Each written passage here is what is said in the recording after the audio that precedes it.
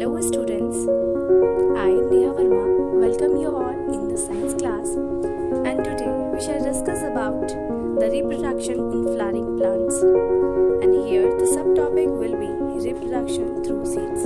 So let us start. Yes, here I start the topic. But before starting the topic, reproduction in flowering plants, let's study about the life cycle in plants. Plants की life cycle क्या होती है और वो किस तरह से होती है। तो देखो, प्लांट की लाइफ साइकिल से मतलब है एक छोटे बीज से पूरे प्लांट का बनना और फिर वापस उस प्लांट से बीज का तैयार होना। मतलब कैसे एक बीज प्लांट तक उसकी ग्रोथ होती है और फिर वही प्लांट जिसमें फ्रूट्स आने लगते हैं, फ्रूट्स में सीड्स बेयर होते हैं और वापस हम उन्हीं सीड को मिट्टी में बो देते हैं।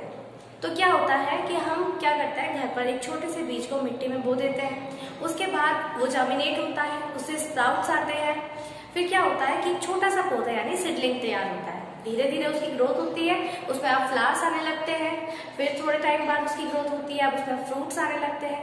उन फ्रूट्स में सीड्स होते हैं, यानी वो सीड्स को बेयर करते हैं और वापस हम फिर से उन्हीं सीड को मिट्टी में बो देते हैं। इसी तरह से प्लांट की लाइफ साइकिल कंप्लीट होती है। अब हम प्लांट की इसी लाइफ साइकिल को डायग्राम के थ्रू समझते हैं। तो क्या होता है कि हम एक छोटे से सीड को यानी छोटे से बीज को मिट्टी में बोते हैं, हम प्लांटिंग करते हैं उसकी, उसके बाद वो जर्मिनेट होता है। जब वो जर्मिनेट होता है उसके कुछ टाइम बाद उससे स्प्राउट्स आते हैं, फिर धीरे धीरे वो एक छोटा प्लांट तैयार होता है। छोटा प्लांट जिसको हम सीडलिंग कहते हैं, वो छोटा सा प्लांट होता है, छोटा सा पौधा बाहर आता है। उसके बाद धीरे धीरे उसकी ग्रोथ होती है, अब वो अच्छा पेड़ बन जाता है, अच्छा पौधा तैयार हो जाता है, उसमें फ्लावर्स आने लगते हैं। फिर धीरे धीरे उसकी ग्रोथ होती है और अब उसमें फ्रूट्स आने लगते हैं। यहाँ पर हम वाटरमेलन की लाइफ साइकिल दिखा रहे हैं, तो यहाँ पर ये वाटरमेलन है, ठीक है। अब क्या होता है, आपने देखा वाटरमेलन एक फ्रूट है, उसके अंदर क्या होता है, बहुत सारे बीज होते हैं। तो उसके अंदर फ्रूट के अंदर बहुत सारे बीज होते हैं और हम वापस क्या करते हैं, इन्हीं सीड को मिट्टी में बो देते हैं। तो इस तरीके से फिर यही प्रोसेस कंटिन्यूअसली चलता रहता है और हमारे बीज से पौधा और पौधे से बीज तैयार होता रहता है। तो इसे हम कहते हैं प्लांट की लाइफ साइकिल। बट अब माइंड में एक डाउट है कि ये जो सीड है ये कहाँ से आता है, किस तरह से तैयार होता है, एक बीज किस तरह से तैयार होता है, एक फ्रूट कैसे तैयार होता है। तो उसके लिए हम आज डिस्कस करेंगे process pollination and fertilization. So our today's main topic is reproduction in flowering plants. Flowering plants में रिप्रोडक्शन कैसे होता है। तो सबसे पहले हम अपने टॉपिक को पढ़ेंगे कि हमारा फ्लावरिंग प्लांट्स क्या होता है। तो बच्चों, फ्लावरिंग प्लांट्स ऐसे प्लांट्स होते हैं जिनमें फ्लावर्स होते हैं, जिनमें फूल आते हैं। हमारे घर पर भी बहुत से ऐसे छोटे छोटे प्लांट्स हैं या फिर हम और भी बहुत से प्लांट्स लगाते हैं जिनमें फूल आते हैं, तो उनको हम कहते हैं फ्लावरिंग प्लांट्स। फ्लावरिंग प्लांट्स में रिप्रोडक्शन कैसे होता है, मैंने आपको कल डिफरेंट फ्लावरिंग प्लांट्स बताए थे। फ्लावर के पार्ट्स कौन कौन से होते हैं, हम एक बार रिवाइज करते हैं पार्ट्स ऑफ द फ्लावर। मैंने आपको जो पार्ट्स बताए थे उसमें मैंने आपको एक बताया था पैटर्न, सेपल, फिर मैंने आपको बताया था स्टैमेन एंड फोर्थ वाला था स्टिल। कुछ रिमाइंड हुआ? कल मैंने यही आपको बताया था कि जो फ्लावर के पार्ट्स होते हैं उसमें आते हैं petals, sepals, stamen and pistol. Stamen क्या होता है, याद करने की कोशिश कीजिए। स्टैमेन मैंने क्या बताया था आपको, स्टैमेन होता है male reproductive part, male reproductive part. अब पिस्टल के बारे में मैंने क्या बताया था, पिस्टल होता है फीमेल रिप्रोडक्टिव पार्ट। इसे लिखना फीमेल रिप्रोडक्टिव पार्ट, ठीक है।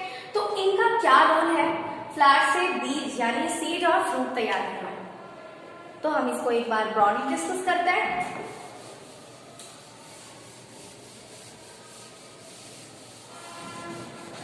मेनली रोल होता है मेल रिप्रोडक्टिव पार्ट यानी स्टैमेन और पिस्टल का। कल मैंने आपको ये ओवरी इस तरह से बनाकर दिखाई थी, ये होती है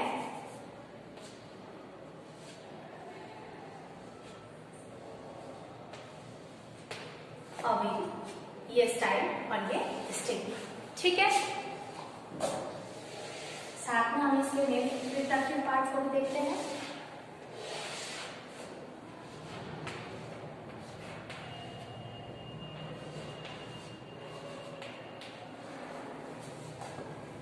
तो ये है हमारा फिलामेंट और ये हमारा एंथर। मैंने आपको बताया था कि जो ये फिलामेंट एंड एंथर ये स्टैमेन के ही पार्ट्स होते हैं और एंथर क्या कंटेन करता है? Pollen grains.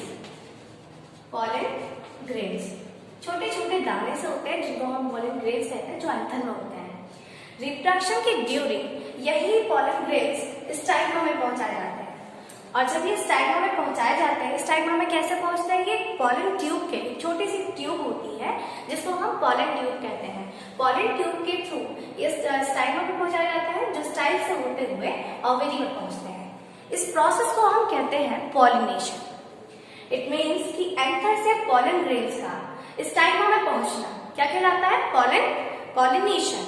ठीक है, तो यहाँ पर ओवेरी में कुछ ओव्यूल्स होते हैं।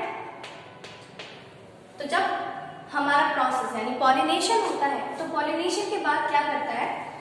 मेल गैमेट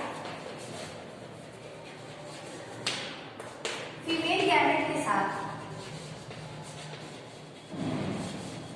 फ्यूज होता है, यानी मेल गैमेट और फीमेल गैमेट का फ्यूजन होता है और फ्यूजन के बाद एक प्रोडक्ट प्राप्त होता है जिसको हम जाइगोट कहते हैं। The fusion of male gamete and female gamete is known as the fertilisation.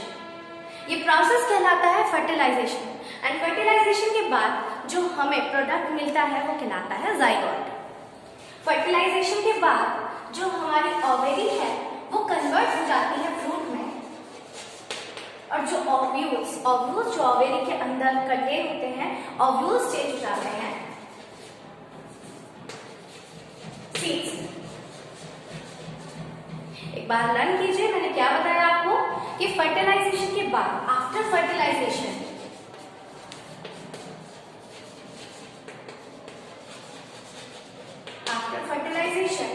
Ovules change हो जाते हैं सीड्स में और ओवेरी चेंज हो जाती है फ्रूट। तो इस तरीके से समझ में आ गया होगा आपको कि हमें फ्रूट और सीड्स कैसे प्राप्त होते हैं या फिर फ्रूट एंड सीड्स किस तरह से प्रिपेयर होते हैं।